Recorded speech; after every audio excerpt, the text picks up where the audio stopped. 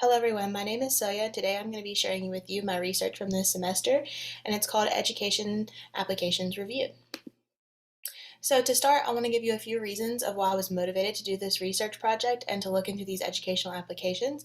One of those being the rising tech use in the classroom and the search for apps that are easier to integrate technology into the classroom and meet the student needs all across the board, whether it be students with disabilities or just students in your normal classrooms. I wanted to find technology that was accessible to everyone in a digital format that could work for all teachers, and to look at those applications and give more of a review of what is going on about them so it makes it easier. The first thing that I obviously had to do when I started this project was decide how I was going to choose the apps. So a few of the ways that I did this, the first thing I did was I just looked at the trending applications in like the App Store or the Apple App Store. I looked at what was in the top 10, what was in the top 20, the top 30, the top 40.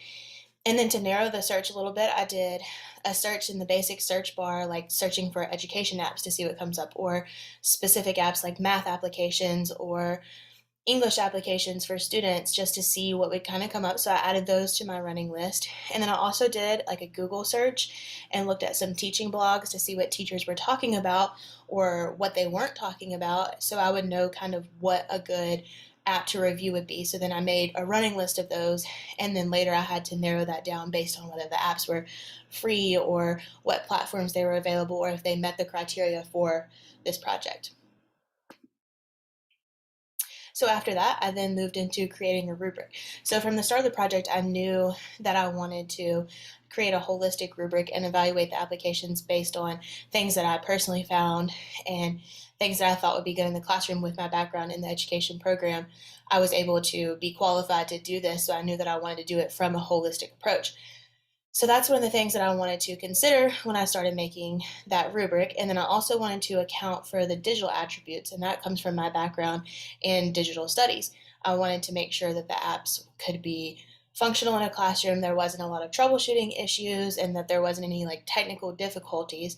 So I wanted to account for that. And then I also wanted to look at how easy they were to integrate into the classroom, how much effort it took from a teacher or how much effort it takes from the student to actually be able to use these technologies in the classroom.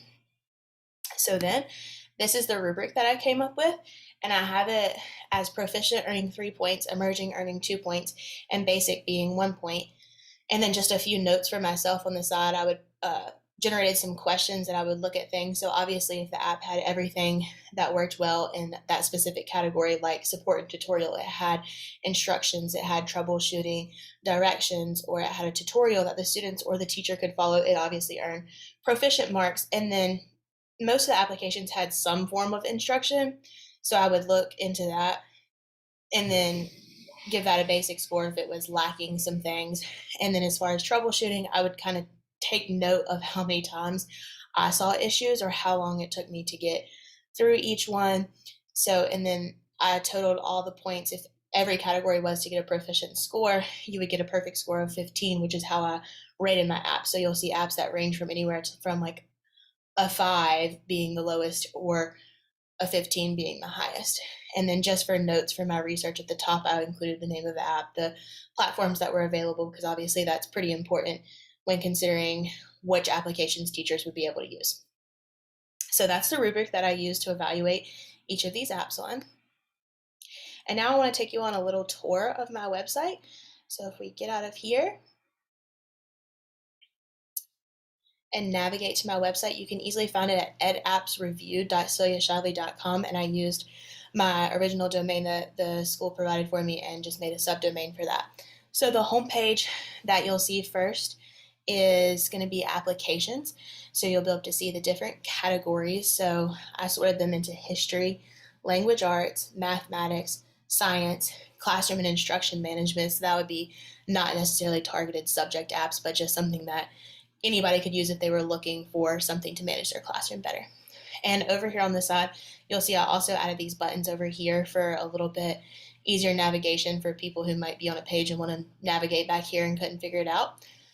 So let's take you through what it looks like, and I've added these See Apps buttons, and then that'll take us to some of the different history apps that I looked at, and instantly you can see the overall rating. So this app got an 8 and then this app got a 14. So maybe I want to look at the one that got a 14. I could then use the see more button, and I would see what platforms it's available on. So this was available on any mobile device or any desktop. It worked on either, and I can see what age group it's looking at. So if I'm an elementary school teacher, I might want to look for a different app. If I'm middle or high school, this might work for me. And then I did a basic rubric here, so you would be able to see, the viewer would be able to see, okay, account creation, that must have been easy. Troubleshooting, we must have had some issues. And then I provided the overall rating again, and then just a short kind of write-up, because one of the things that I wanted to include, I spent about an hour on each of these apps, so I wanted to include the things that I ran into, and then also being a future educator, I saw things that maybe how I would use this in my future classroom, so I thought that added a lot of value to somebody who was actually using this resource to find an application for the classroom. And then I just provided a few images of what's actually inside of the app. So for this one, I have the what it would start like, and then we have the feedback mechanism here in the middle, and then a game on the end over there. So then if I wanted to navigate back out of that, I could go back here. And then maybe I also am looking for classroom management instruction. I could do the same thing, see the different apps we have here. And then I also provide this image because it relates to what you might actually see in the App Store.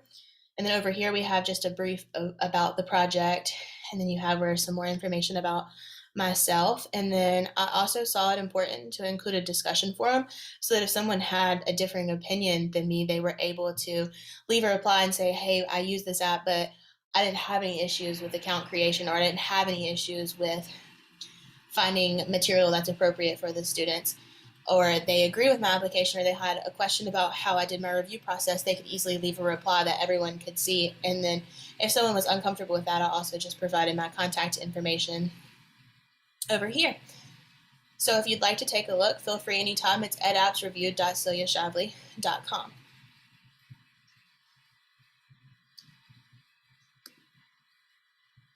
So another thing that I wanted to discuss was some of the major findings that I found while I was working on this project. I saw some common themes and some common trends that I wanted to look at.